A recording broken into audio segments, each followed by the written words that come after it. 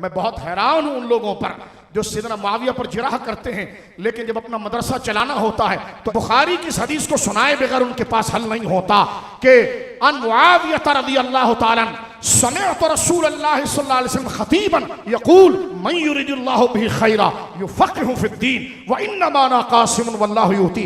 सैयदना मुआविया कहते हैं मैंने हुजूर को मिंबर पर खुतबा देते हुए देखा और सरकार खुतबे में फरमा रहे थे अल्लाह जिससे बेहतरी का इरादा करता है उसे अपने दीन की समझ और तफक्कुर अता फरमा।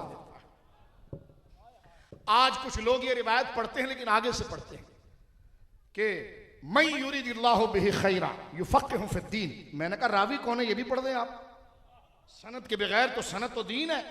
ये बात आप तक पहुंची कैसी है? और है भी बुखारी में। और ये शेख साहब तो सहाबा के 9 तबके और 12 तबके करते हैं और हजरत मुआविया को उस तबके में रखते हैं। मैंने कहा किसी तबके में भी रखो, लेकिन जब इल्म की बात आती है तो पहले तबके में ही उनकी हदीस पढ़ी जाती है। कोई आकर उनकी सहाबियत पर जिराह करता है अल-अयाज़ु बिल्लाह, कोई कहता मनाकिब नहीं बयान किए जाएंगे। तो मैंने कहा जो रावी हदीस होता है उसके कमालात जब भी दरस हदीस होते हैं तो हदीस का मतन बाद में पढ़ा जाता है, रावी के फजाइल और मनाकिब पहले बयान किए जाते हैं।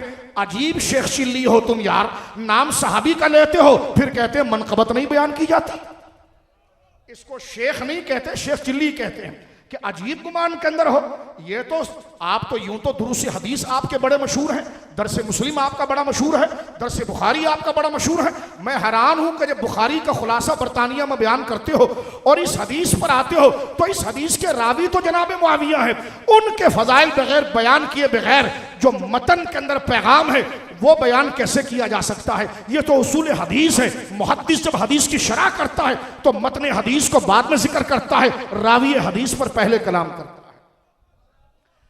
तो जनाब मुआविया रज़ियल्लाहु ताला कहते हैं कातिब वही फरमाते हैं मैंने हुजूर को खुतबा देते हुए सुना। ऐसे लोग भी पाए जाते हैं कि जो आपके सहाबी होने के मुनकिर हैं, कुछ जो जनाब सहाबी होने का इकरार है तो ले जाकर 11वें नंबर के तबके में रखते हैं। मैंने कहा 11वें में रख या 15वें में, तू तो किसी तबके में भी नहीं आता तो शेखुल इस्लाम है। आप तो किसी तबके में नहीं है, लेकिन आपका जिक्र हो रहा है जिसको आपने खुद सहाबी मुकर्रर कर लिया है, तो उसकी तारीफ से बेचैनी कैसे? आपके मकतब के तलबा उसके लिए सोशल मीडिया पर तंज कैसे करते हैं? उनके फजाइल की हदीस पर भेड़िए जैसे दांत निकालकर उनके मकाम पर हमला क्यों करते हैं?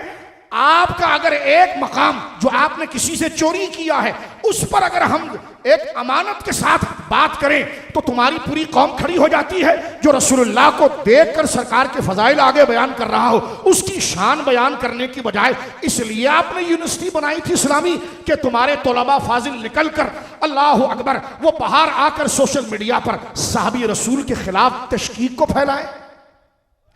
इसलिए फरमाया कि खुदा जिसे दीन की समझ देता है, और ये खुदा जिसको दीन की समझ दे उसका जाहिरी हुसूल किताबें हैं, लेकिन मकसद हकीकी अल्लाह के फजल से आता है।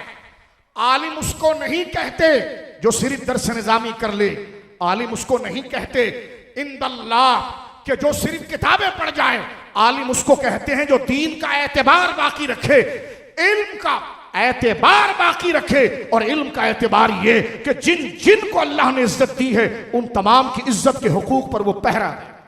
इतनी इजाजत तो दीजिए कि हम आप पर तंज करें।